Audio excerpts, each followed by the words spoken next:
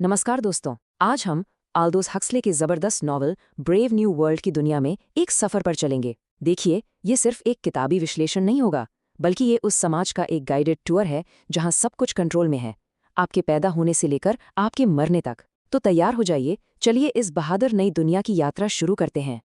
World state का नारा है कम्युनिटी, आइडेंटिटी, स्टेबिलिटी, मतलब समुदाय, पहचान और स्थिरता। यही वो बड़ा सा वादा है जिस पर ये पूरी की पूरी दुनिया टिकी हुई है।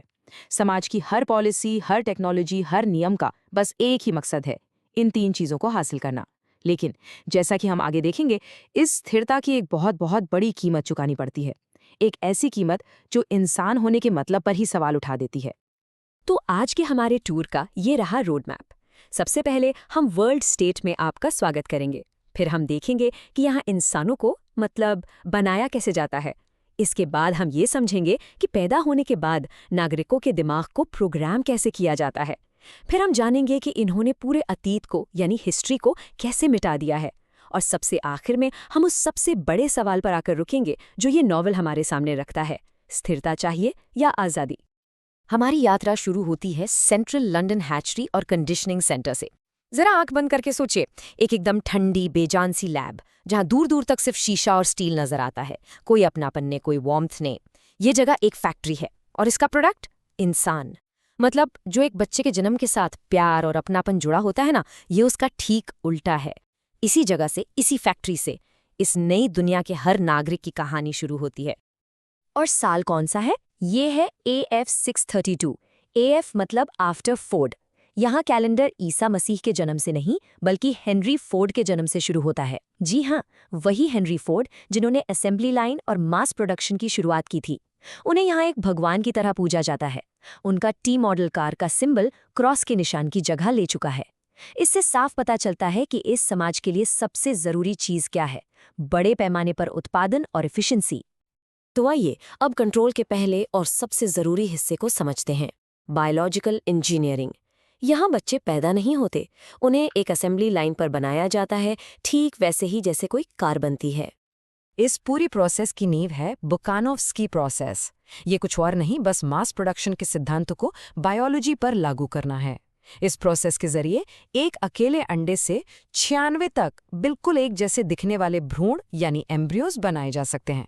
सोचिए, एक साथ 96 आइडेंटिकल ट्विन्स। यही वो वैज्ञानिक आधार है जिस पर वर्ल्ड स्टेट का पूरा सामाजिक ढांचा खड़ा है।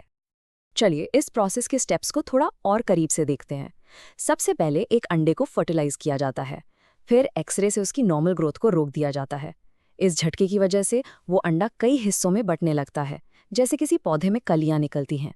और आखिर में उसी एक अंडे से 96 तक एक जैसे इंसान तैयार हो जाते हैं, बिल्कुल किसी फैक्ट्री की तरह, जहां एक ही मॉडल की हजारों कॉपीज बनती हैं।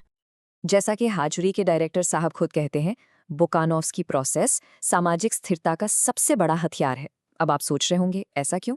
क्योंकि ये एक जैसे कामों के लिए एक जैसे लोग बनाता है। जब एक पूरी फैक्ट्री में काम करने वाले सभी लोग एक ही अंडे से बने जुड़वा हों, तो कोई किसी से बेहतर या अलग होता ही नहीं। कोई जलन नहीं, कोई कंपटीशन नहीं, बस परफेक्ट स्टेबिलिटी।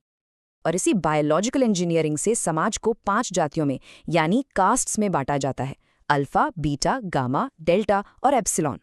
ये सब कुछ तब तय हो जाता है जब वो बॉटल में एक भ्रूण होते हैं। अल्फा को सबसे ज्यादा ऑक्सीजन दी जाती है ताकि वो लीडर और बुद्धिमान बने। वहीं एप्सिलॉन की ऑक्सीजन सप्लाई लगभग काट दी जाती है ताकि वो दिमागी तौर पर कमजोर बने और छोटे मोटे काम कर सके। हर किसी को उसके भविष्य के रोल के लिए पहले से ही डिजाइन कर दिया जाता है। अच्छा, तो शरीर तो बन गया। अब अगला स्टेप क्या है? अगला स्टेप है मन को प्रोग्राम करना। ये पक्का करना कि हर नागरिक अपनी किस्मत से प्यार करे, चाहे वो कितनी भी नीचे क्यों ना हो। और इसके लिए इस्तेमाल होती है साइकोलॉजिकल कंडीशनिंग। इसका एक तरीका है नियो पैवलोवियन कंडीशनिंग। इसमें होता यह है कि किसी खास चीज या विचार के साथ सुख या दर्द को जोड़ दिया जाता है। इससे एक ऐसी सहज और पक्की प्रतिक्रिया पैदा होती है जिसे बदला नहीं जा सकता। इंसान को लगता है कि ये तो उसकी अपनी नेचुरल आदत है। इसका सबसे डरावना उदाहरण है डेल्टा बच्चों पर किया गया एक्सपेरिमेंट। देखिए, बच्चों को नेचुरली फूल और किताबें अच्छी लगती हैं, लेकिन जैसे ही ये बच्चे उन्हें छूने की कोशिश करते हैं, जोर जोर से डरावने सायरन बजने लगते हैं और उन्हें बिजली के झटके दिए जाते हैं। उनकी जो नेचुरल खुशी थी, उसे जानबूझकर खौफ में बदल दिया जाता है। और इसका नतीजा? निचली जातियों के मन में किताबों और प्रकृति के लिए जिंदगी भर की सहज नफरत पैदा हो जाती है। मकसद बिल्कुल साफ है, वो किताबों से कोई खतरनाक विचार ना सीख लें और प्रकृति में मुफ्त में खुश होने के बजाय ऐसे खेल खेलें जिनमें महंगे सामान की जरूरत पड़े, ताकि इकोनॉमी चलती रहे। कंडीशनिंग का दूसरा बड़ा हथियार है हिप्नोपीडिया, यानी नींद में सिखाना। जब बच्चे सो रहे होते हैं तो उनके कानों में लगातार कुछ वाक्य फुसफुसाए जाते हैं। ये उनकी नैतिक शिक्षा का तरीका है, जिसमें तर्क के लिए कोई जगह नहीं है। ये बिल्कुल वैसा है जैसे किसी के दिमाग में कोई सॉफ्टवेयर इंस्टॉल कर दिया हो। जैसे एक बीटा बच्चे को नींद में हजारों बार सुनाया जाता है, अल्फा बच्चे ग्रे कपड़े पहनते हैं, मुझे कितनी खुशी है कि मैं एक बीटा हूं। इससे क्या होता है? उनमें अपनी जाति के लिए गर्व और दूसरी जातियों के लिए एक पक्का नजरिया बन जाता है। वो अपनी जगह को बिना सवाल किए खुशी खुशी अपना लेते हैं। जरा सोचिए, एक ही लाइन को कितनी बार दोहराया जा सकता है? 62,400 बार। ये नंबर आपको इस ब्रेन वॉशिंग की ताकत का अंदाजा देता है। इतनी बार दोहराने के बाद तो कोई भी झूठ सच लगने लगेगा, है ना? और यही हिप्नोपीडिया का असली सबक है। बार बार दोहराने से ही सच बनता है। वर्ल्ड स्टेट के नागरिकों के लिए जो कुछ भी उन्हें सिखाया गया है वही सबसे बड़ा सच है, क्योंकि उन्होंने उसे अपने कानों से हजारों लाखों बार सुना है। अब आते हैं कंट्रोल की आखिरी लेयर पर, अतीत को, यानी गुजरे हुए कल को पूरी तरह से मिटा देना। वर्ल्ड कंट्रोलर मुस्तफ़ा मॉन्ड समझाते हैं कि पुरानी इंसानी रिश्ते और गहरी भावनाएं ये सब समाज में अस्थिरता लाते हैं, इसलिए उन्हें जड़ से खत्म करना ही जरूरी है। इस दुनिया में माँ, बाप, परिवार, घर, यहाँ तक कि एक इंसान से प्यार करना और रोमांस, ये सब गंदे शब्द माने जाते हैं। गहरी भावनाएं, आर्ट, हिस्ट्री, धर्म, इन सब को खत्म कर दिया गया है। और क्यों? क्योंकि ये सब अस्थिरता, दुख और दर्द का कारण माने जाते हैं। जैसा कि मुस्तफ़ा मॉन्ड का मशहूर कहना है, हिस्ट्री बकवास है। उनका मानना है कि अतीत अपनी पावरफुल भावनाओं और वफादारी के साथ समाज के कंट्रोल और खुशी के रास्ते में एक रोड़ा है, इसलिए उसे पूरी तरह से मिटा देना चाहिए। तो फिर प्यार और परिवार की जगह क्या है? उनकी जगह है एक नया सिद्धांत जो सबको नींद में सिखाया जाता है। हर कोई हर किसी का है। ये कहावत लोगों को किसी एक इंसान से इमोशनली जुड़ने से रोकती है और एक तरह से शारीरिक संबंधों को आम बना देती है। और मान लीजिए इन सब के बाद भी अगर कोई दुख या बेचैनी बच जाए तो उसके लिए है सोमा। ये एक परफेक्ट ड्रग है जो आपको असलियत से एक छुट्टी पर भेज देती है। इसमें शराब और धर्म के सारे फायदे हैं, लेकिन कोई नुकसान नहीं, कोई हैंगओवर नहीं, कोई पछतावा नहीं।